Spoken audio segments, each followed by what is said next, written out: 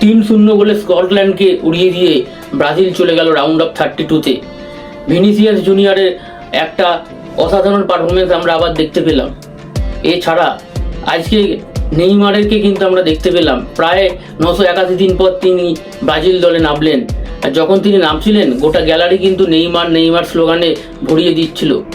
আজকের ম্যাচে বেশ কয়েকটি মুহূর্ত চোখে পড়ল।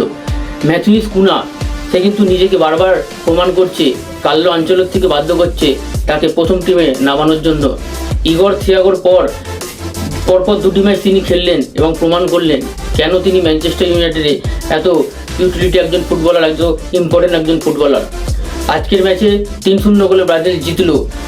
আগের দিনের থেকে ব্রাজিলের খেলা বেশ ছন্দময় লেগেছে। কার্লো আনচেলত্তি কিন্তু আস্তে আস্তে কিন্তু মানিয়ে নিতে শুরু করেছে ব্রাজিল দলটাকে, আর গোটা দল কিন্তু এবার ভরসা যোগাচ্ছে। জাপান, সুইডেন কিংবা নেদারল্যান্ড এই তিনটে দলের মধ্যে একজন কিন্তু ব্রাজিলকে ফেস করবে।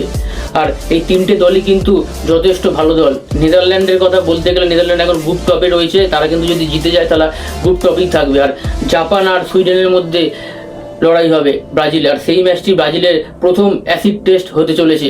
সেই ম্যাচে যদি ব্রাজিল জিততে পারে রাউন্ড অফ 16 ব্রাজিল চলে যাবে। তো দেখা যাক এবার ব্রাজিল কত দূর যায়। তোমরা কমেন্ট করে জানিও ব্রাজিল কি এবারে বিশ্ব চ্যাম্পিয়ন হতে পারবে।